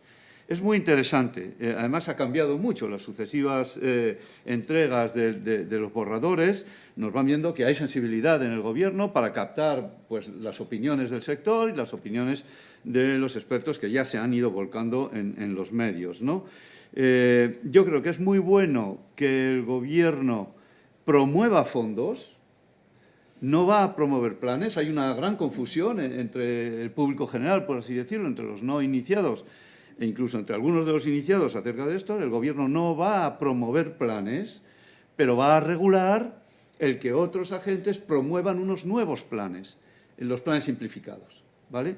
Los planes simplificados son muy interesantes porque son asimilables a planes de empleo convencionales, acarrean todo el tratamiento fiscal con una diferencia que ahora veremos, Y también son asimilables a planes individuales, porque personas que hasta hoy no han podido y no pueden adquirir planes de empleo, como son los trabajadores autónomos, van a poder adscribirse a los planes simplificados, que son de empleo nominalmente en la normativa, pero que en realidad permiten que trabajadores autónomos, de los cuales hay 3.300.000 en España, pues puedan acogerse a través de planes simplificados promovidos por sus propias asociaciones, por mutualidades. Ya veremos por qué otros agentes, que sería bueno que hubiese más agentes en la promoción de planes simplificados.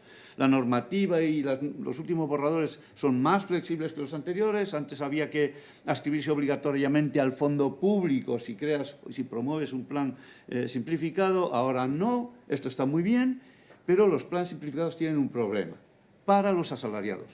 Y es que estos no pueden aportar más de lo que aporten sus empleadores. Y si un empleador aporta 500 euros, el empleado solo puede aportar 500 euros. Y, de hecho, la deducción solo puede ser de 1.000 euros. Mientras que un autónomo, aunque se le rebaja de los 8.500 a la mitad, 4.250, puede aportar los 4.250 y acabaría aportando, paradójicamente, más que un asalariado. Este es un tema del que tenemos que ser muy conscientes. En los últimos borradores ya aparece un cuadro de coeficientes correctores, que está muy bien. Dice, bueno, si tu empleador aporta 1.000 euros, pues tú aportas como mucho 1.000. Pero si aporta 1.500, tú aportas 2 veces y medio los 1.500, y eso ya sube un poquito las cosas. ¿Por qué complicar las cosas? ¡Caramba! Hagamos que en los planes simplificados los asalariados y sus empleadores aporten lo que quieran hasta ese límite. ¡Caramba! ¿Por qué esa sofisticación? Es innecesariamente barroco. A mí me gustan los embellecimientos barrocos en las sinfonías y en las piezas musicales de la época.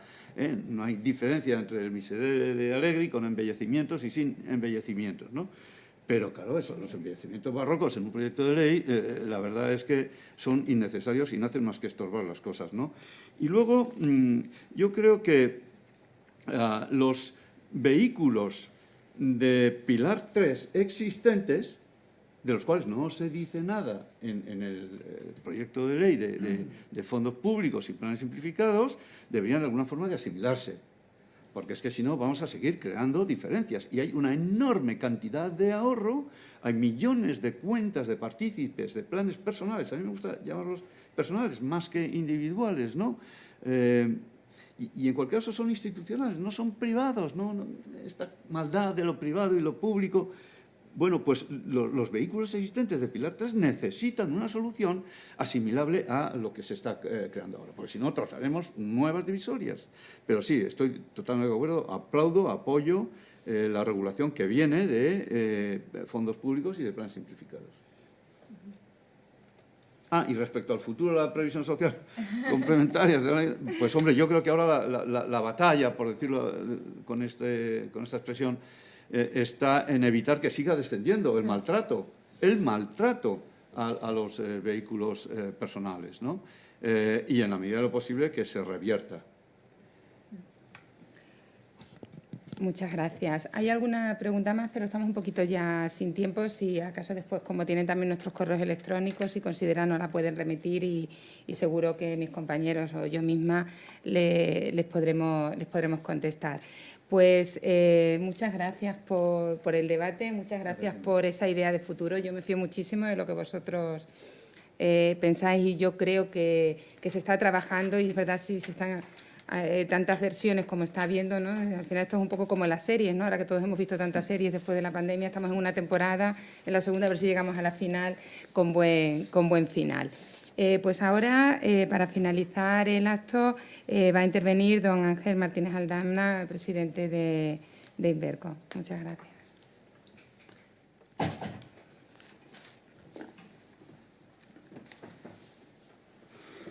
Buenos días.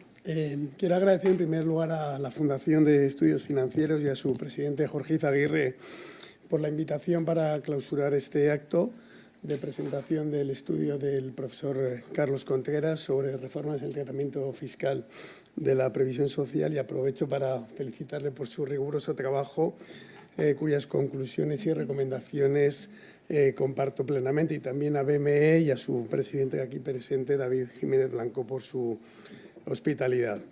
y también una satisfacción personal de poder tener un encuentro presencial que esperemos que empiece a ser ya la rutina general, y esto implicará que estaremos en una plena seguridad sanitaria.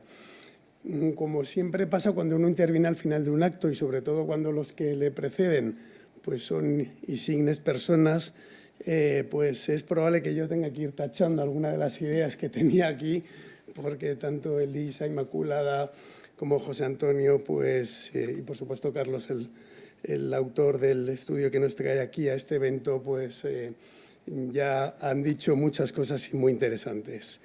En todo caso, la industria de gestión de activos hoy representa en España, tanto en fondos de inversión domésticos e internacionales como en fondos de pensiones, más de 720.000 millones de euros, y contribuye con recaudaciones fiscales por encima de los 3.000 millones anuales de impuestos. Pero es necesario que este volumen, como se ha comentado, crezca y crezca mucho más, especialmente en el ámbito previsional. ¿Por qué? Porque es fundamental para ayudar a financiar a nuestras empresas, porque es fundamental para complementar nuestros ingresos a la pensión pública durante este periodo de longevidad que cada vez se está haciendo mayor, especialmente durante la jubilación, y sobre todo para ayudar en la política económica de la Unión Europea hacia la financiación de una economía más sostenible, desarrollando e impulsando esa financiación basada en los principios ESG. Por lo tanto, claramente la necesidad de estímulo financiero es una constante en todos los países de la Unión Europea, desde luego especialmente en el caso de España, en el que nuestra tasa de ahorro financiero de nuestras familias en términos de renta disponible está muy por debajo de esa media europea. Vemos ejemplos como Bélgica, Italia, en el entorno de la Unión Europea, con ratios de deuda sobre PIB mucho más altos que los que tiene nuestra economía, han sido mucho menos vulnerables a esos incrementos de coste financiero de la deuda que España. Y esto es claramente porque tienen una masa de ahorro financiero doméstica mucho más alta, lo cual da mucha autonomía y mucha independencia a un país para poder tomar sus decisiones. Estos beneficios son tan claros que, a ponerse a enumerarlos, yo creo que además son tantos y tan diversos, pero desde luego esa disminución en esa carga de intereses, cuando se habla que el ahorro no genera recaudación, claro que la genera. Si tú tienes más ahorro y puedes no depender del ahorro exterior, sobre todo en momentos de tensión en los mercados financieros, esto genera claramente una menor prima de riesgo, ¿no? Que parece que ese término lo hemos olvidado, que lo teníamos en la mente hace unos años. Como decía también, mucha más autonomía para poder decidir qué inversiones queremos como país y no las que nos impongan los que nos prestan el dinero, o más recaudación de impuestos a medio y largo plazo. Una vía alternativa para generar esa transición desde ese ahorro inmobiliario que se ha dicho claramente, esa cultura inmobiliaria que existe en las familias españolas, es extender esa exención de ganancia patrimonial en la transformación, en la venta de inmuebles a partir de los 65 años, para que ese dinero revierta a un instrumento de previsión social, para que no solo a través de rentas vitalicias, sino también a través de rentas financieras a largo plazo, podamos hacer esa transición tan necesaria de esos 4,5 billones de ahorro inmobiliario en una necesidad creciente de más tiempo, durante más años jubilados, que vamos a tener que necesitar ese patrimonio inmobiliario que hemos acumulado en ausencia de esa cultura de ahorro financiero, pero que sí hemos tenido de ahorro inmobiliario.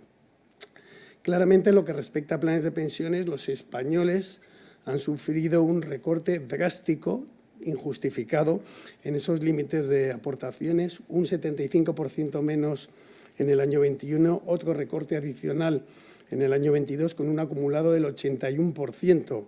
Eso sobre la cifra de los 8.000, no sobre la cifra que comentaba el profesor Contreras de los 12.500 o incluso de los 24.250 multiplicado por 2 que llegamos a tener en su momento, ¿no? Y esto claramente ha tenido ya un reflejo negativo en el ahorro a través del instrumento del sistema individual, con un 40% menos de aportaciones. Este año 21, por primera vez en la historia de los planes de pensiones, desde el año 87 que se aprobó la regulación, hemos visto prestaciones netas negativas en los planes individuales. Y esta situación, y también se ha comentado aquí, se ve agravada por no venir precedida de un nuevo marco regulatorio y fiscal de verdadera promoción del segundo pilar. Hemos desmontado el tercer pilar, o estamos desmontándolo a piezas a una velocidad claramente sorprendente, pero no hemos estructurado los cimientos del segundo pilar. Por lo tanto, háganse las cosas como se tienen que hacer, y es con un plan. Vamos a desarrollar el segundo pilar cuando veamos que esto está empezando a funcionar, que va a requerir años todavía. Una vez que esté aprobada la ley, habrá que ir viendo las negociaciones de los convenios colectivos que todavía están vigentes durante 3 o 4 años de media, y que verdaderamente ese estímulo exista para que se negocien en las mesas de diálogo social. Por lo tanto, no esperemos que el año 23 este contenedor, este nuevo instrumento, este nuevo vehículo empiece ya a recibir claramente patrimonio, ¿no? Por lo tanto, claramente desde nuestra asociación hemos defendido que hay que potenciar sin duda y estimular el segundo pilar. Tenemos numerosos estudios publicados al respecto, pero nunca a costa de los sistemas personales. No hay un sistema multipilar, los 3 pilares se ha desarrollado y los 3 son absolutamente necesarias. Cuantas más patas de asentamiento tenga un sistema, más fácilmente será sostenible en este entorno de longevidad creciente que claramente pues, va a azotar o va a cuestionar seriamente esa viabilidad en términos de sostenibilidad y de prestación. Centrándome en el anteproyecto de ley que se denomina así, de impulso de los planes de pensiones de empleo, que todavía nosotros no hemos visto ningún impulso en este anteproyecto. Es verdad que el último texto de ayer pues insiste ya o por lo menos incluye algunas mejoras que veníamos solicitando y que previsiblemente se aprobará en Consejo de Ministros la semana que viene. Es un punto de partida, pero solo será efectivo si va acompañado de 2 tipos de estímulos, unos estímulos fiscales, otros estímulos no fiscales. Y dentro de los fiscales, impulsos a empresas o estímulos a empresas y estímulos a trabajadores. A empresas, ¿cómo? Se han mencionado, vía deducción en el impuesto de sociedades, que no parece que vaya a estar. No cotización a la seguridad social por las aportaciones. Bueno, parece que hay una tímida apertura en el último documento, pero con estas 2 inclusiones plenas, una de las cuales ya hemos comentado que no parece y la otra solo muy parcialmente, solo volveríamos a la casilla de salida del año 2006. Por lo tanto, tampoco estamos viendo que esto es como cuando ha bajado la economía un 10% en el año 20 y ahora sube en el año 21 un 5%. Bueno, pues todavía estamos un 5 por debajo, ¿no? Y a trabajadores, pues a través de esa tributación de esos rendimientos como ganancia patrimonial que se ha comentado o el aumento de límites. También sería una oportunidad magnífica que se incluyera o se volviera o se eliminara el límite que hay de incremento salarial para las aportaciones en las empresas públicas o a las administraciones públicas. Qué mejor ejemplo de un gobierno que pretende estimular al sector privado, a los trabajadores, a las mesas de diálogo, que en sus propias mesas de diálogo establezca estos incentivos. Sería una oportunidad magnífica y esperemos que al menos durante la tramitación parlamentaria se incluya. Decía, estímulos fiscales y también estímulos no fiscales. La adscripción por defecto, aunque esté sujeta a acuerdo por las partes, sería otro impulso, otro nudget claramente, o la modificación de los estatutos de los trabajadores para que la previsión social se negocie en las mesas de diálogo, aunque no se tenga que acordar. Este cambio en el Estatuto de los Trabajadores ya se hizo en el año 2007 para los planes de igualdad de las empresas, bien, pongámoslo ahí, es otro empujón que el Gobierno y otra señal da a la sociedad. Ustedes negocien previsión social en el marco de las mesas de diálogo social, aunque no lleguen a un acuerdo, pero por lo menos incluyan este debate. O, por ejemplo, reformas en la Ley de Contrato del Estado para que aquellas empresas que tienen sistemas de empleo pues tengan unas bonificaciones en los concursos públicos. Y, sobre todo, lo que deberíamos tener es una tramitación parlamentaria rápida para evitar que este año 2022 sea otro año perdido. Ya hemos perdido el año 21 en términos de aportaciones para el segundo pilar. El año 22 esperemos que no lo perdamos y esto pues empiece a funcionar cuanto antes. Hablando de los planes individuales o personales, como decía José Antonio, este tercer pilar claramente sigue siendo necesario. ¿Para quién? Primero, para todos aquellos trabajadores hasta 22 millones, quitando el 1,5 millones o 2 millones mal contados, de trabajadores que tienen la suerte que en su empresa hay un plan de empleo. La mitad de ellos es verdad que no se les hace aportación, empezando por las administraciones públicas. Por lo tanto, para todos esos millones de trabajadores sigue siendo necesario un tercer pilar. Establezcase el segundo pilar e impulse a todas las empresas, y cuando todas las empresas estén haciendo aportaciones al segundo pilar, a lo mejor la conveniencia de hacer aportaciones a un tercer pilar no es tan necesaria y tan acuciante como lo existe hoy. Pero también es importante para ese colectivo de autónomos. Veremos si esa figura de los planes simplificados convalida o transforma lo que es un tercer pilar actual hoy en un mal llamado segundo pilar. Y que todos estos trabajadores pues, suponen el 16% de los trabajadores en España. Por lo tanto, los planes de empleo tienen que ser complementarios y nunca sustitutivos de estos planes individuales, al menos hasta que, como he dicho, el sistema de empleo esté plenamente funcionando, haya habido acuerdos durante los próximos 4 años en los más de 3.600 convenios sectoriales que tenemos y que, suponiendo que hay esos estímulos que decía, fiscales y no fiscales, pues verdaderamente se tomen acuerdos y no sea una negociación vacía. ¿Por qué? Porque, aparte, el mensaje que nos viene de Europa, es verdad que Europa no nos condiciona nuestra política, pero claramente después de haber aprobado la directiva IORP en el año 2003, ahora ha aprobado el reglamento de los PEP, de los planes paneuropeos de tercer pilar, reconociendo que una vez que se ha estimulado el segundo pilar hay que estimular el tercero.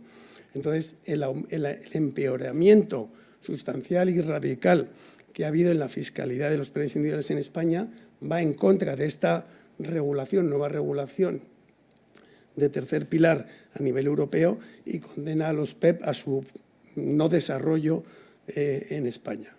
Centrándome en la reforma fiscal, las declaraciones de miembros del Gobierno de trasladar progresivamente beneficios fiscales desde el tercer pilar al segundo, en la práctica no se ha visto reflejado en las 2 últimas leyes de presupuestos, porque ni hay verdaderamente un traslado del tercer pilar al segundo, ni ha sido progresivo, sino más bien reducción radical y drástica del beneficio fiscal. Y, de hecho, el propio Gobierno, en una presentación pública, reconoció el año pasado un ahorro fiscal en las aportaciones a planes de pensiones de 580 millones de euros, equivalente a unos 1.500, que finalmente han sido 1.700 millones de euros menos de aportaciones en 2021, que se elevarán a 2.000 millones en el año 22 con esta nueva reducción, y así de manera sucesiva. Por lo tanto, el Gobierno se ha ahorrado dinero con la previsión social, pero no ha trasladado ese dinero del tercer pilar al segundo. Y claramente esta reforma en el año 22 y ya en el año 21 tuvo incidencia clara en partícipes no solo de rentas altas, sino de rentas medias, es especialmente negativa para las clases medias esta reducción de 2.000 a 1.500 euros anuales, porque está afectando de lleno, según los datos que publica la agencia tributaria, a rentas entre 33.000 y 45.000 euros brutos, que es donde está esa aportación media de entre 1.500 y 2.000 euros. Por lo tanto, claramente esto no va contra las rentas altas, sino que va y está incidiendo claramente contra las rentas medias. Y de hecho, pues hace apenas unos meses, en un diario de difusión nacional, y esto ya me meto en el mundo de la sociología de Elisa, pues en una encuesta se mencionaba que el 46%, es decir, casi la mitad de los encuestados se manifestaba en contra de desincentivar la contratación de los sistemas individuales para potenciar los de empresa, que realmente hemos visto que no se han potenciado todavía, ¿no? Y el resto, solo el 25% estaba a favor, el 30% no contesta. Y entre los votantes socialistas, solo el 39% estaba a favor.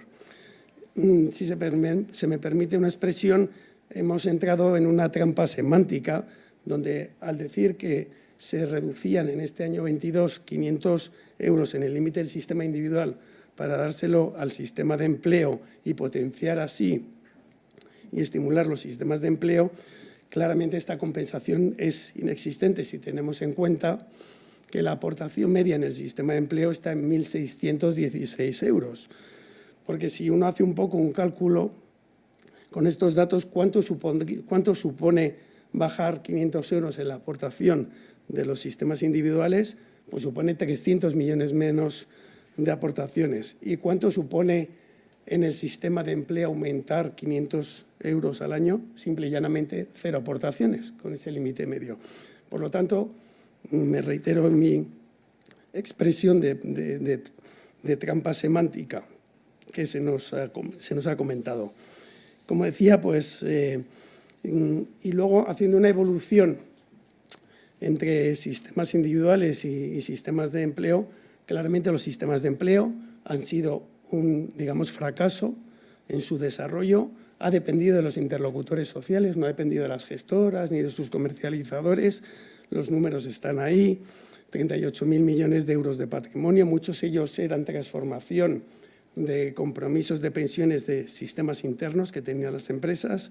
En el tema de pymes, solo el 0,3% de las pymes promueve un sistema de empleo y, por contra, y creo que hay que decir, y además con la voz muy alta, que los sistemas individuales han sido un éxito, y es un éxito donde han tenido un papel importante las gestoras y donde han tenido un papel importante sus comercializadores.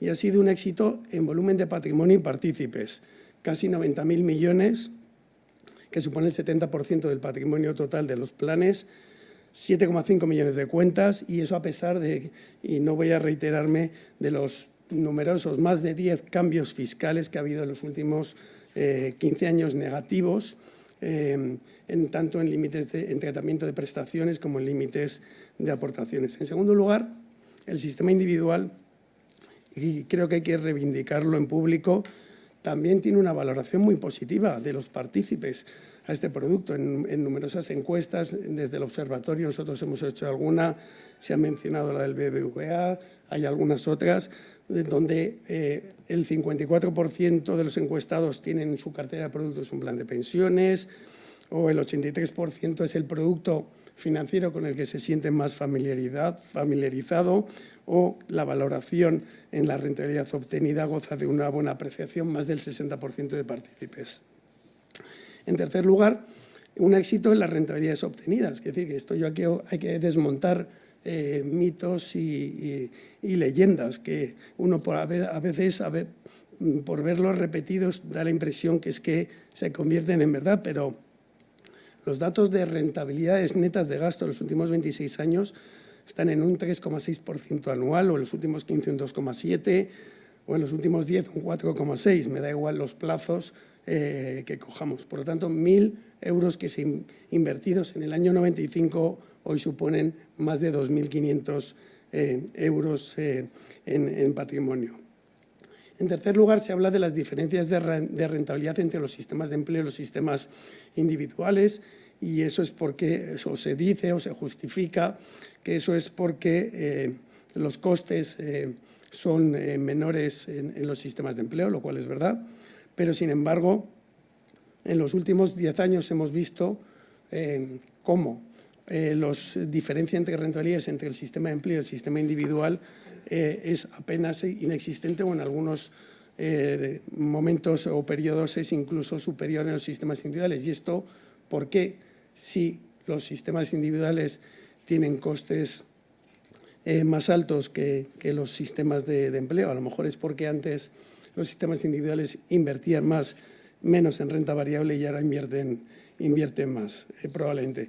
Y luego otro éxito de los sistemas individuales y también de los sistemas de empleo, que hay que poner en manifiesto, se habla de esos límites de aportación acumulados que están en 11.000 euros en los sistemas individuales, 18.000 en los sistemas de empleo. Pero si uno fracciona por las franjas de edad, vemos cómo, en una encuesta interna que hemos hecho nosotros con las gestoras, el patrimonio que tiene acumulado a los 65 años está en 26.200 euros en los sistemas individuales o en 25.500 en los sistemas de empleo. Por lo tanto, claro que los planes de pensión están contribuyendo a hacer ese complemento ya existente para los sistemas de empleo.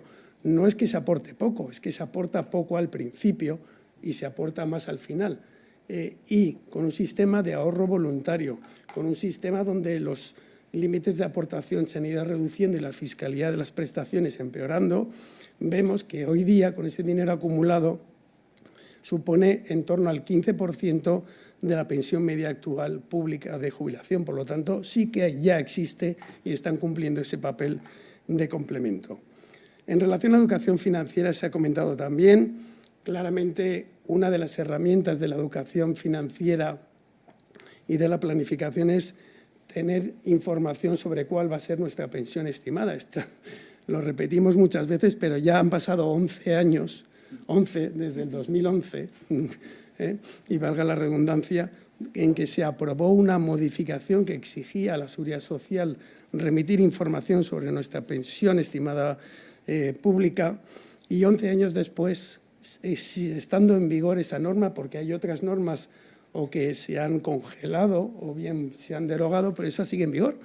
Los sucesivos gobiernos siguen incumpliendo esa exigencia del Parlamento publicada en el BOE. Sorprendentemente, sin embargo, se ha puesto recientemente en audiencia una circular de la DGSFP para que los partícipes del sistema de empleo tengan el derecho a recibir esa información de la pensión estimada. ¿Sí? Y parece que es más importante que 1,2 partícipes de millones que ahorran en un sistema de empleo tengan derecho a esa pensión estimada y, sin embargo, 22 millones de trabajadores, la población activa, no tenga derecho a tener información de la pensión estimada respecto de su pensión pública, cuando las cotizaciones anuales son 3 o 4 veces la de la aportación media en un sistema de empleo. Claramente se ha comentado aquí el tema de la fiscalidad. Verdaderamente no estamos hablando de un incentivo, sino que estamos hablando de una neutralidad en su tratamiento. Es verdad, también hay que, para no alarmar a la población, todavía los planes de pensiones y el producto análogo de seguros sigue siendo el único instrumento con reducción en la base imponible. De momento 1.500 euros anuales. La fiscalidad se ha hablado también aquí, la de EET, pues es la práctica, la que existe en la práctica mayoría de los países de la OCDE con matices, y esto no es un privilegio, sino que es una compensación a esa iliquidez. Aprovecho también aquí para mencionar la necesidad de eliminar esa liquidez gratis en el año 25 en los planes de pensiones, teniendo en cuenta que ya hay verdaderas situaciones o situaciones de liquidez extraordinaria para compensar esas situaciones de desempleo, enfermedad grave o afectados por COVID, etcétera. Por lo tanto, los planes de pensiones no hay que olvidar que es un instrumento para complementar nuestra jubilación y que, por lo tanto, esa medida de la libertad total del año 25 claramente no va en la línea de fomentar un instrumento de ahorro a largo plazo. España sigue siendo el 6º país por la cola de la OCDE en beneficios fiscales a los planes de pensiones en comparación al equivalente a un instrumento de ahorro con liquidez. Por lo tanto, tenemos mucho camino por recorrer.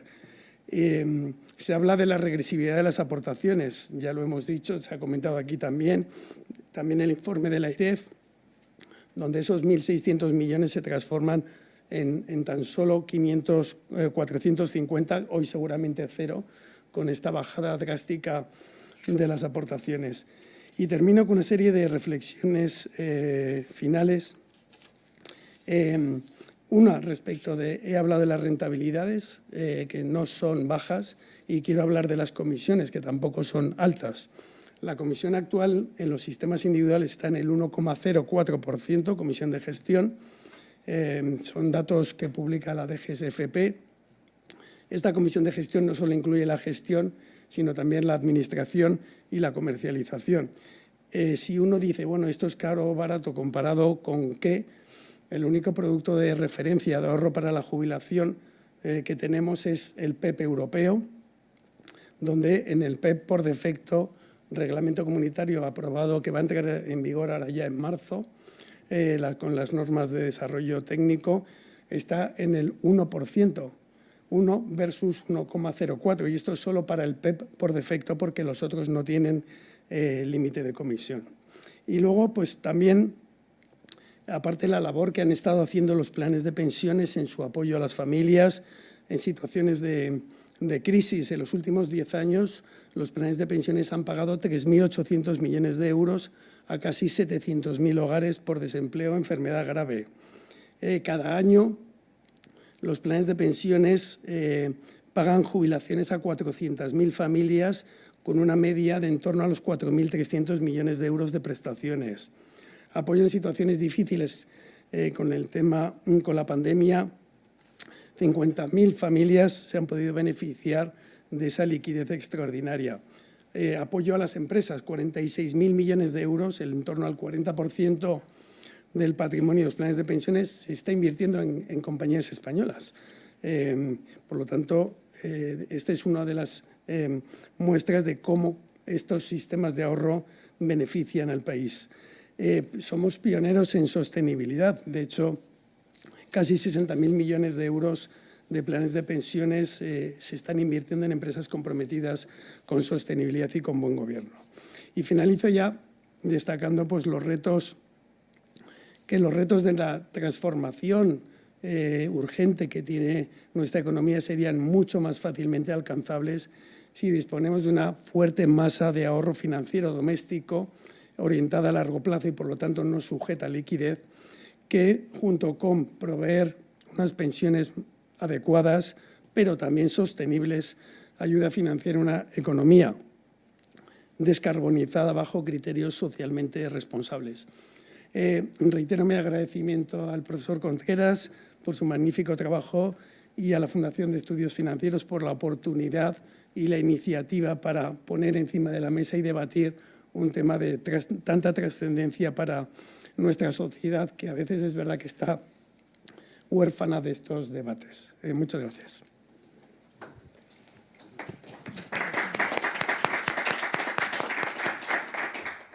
Pues reiterar el agradecimiento a la Fundación por permitirnos el debate de esta mañana y también gracias por poderlo hacer presencial o por no semipresencial, los que tenemos el lujo de estar aquí y podernos ver de verdad, pues aprovecharlo. Dar las gracias a Carlos por su estupendo trabajo. En el chat varias personas lo han solicitado. Les indico que está disponible como todos los demás y les animo a que lean porque hay mucho material en la propia Fundación. Gracias por compartir esta mesa. Ha sido un lujo y un placer y cuídense mucho. Que vaya todo bien.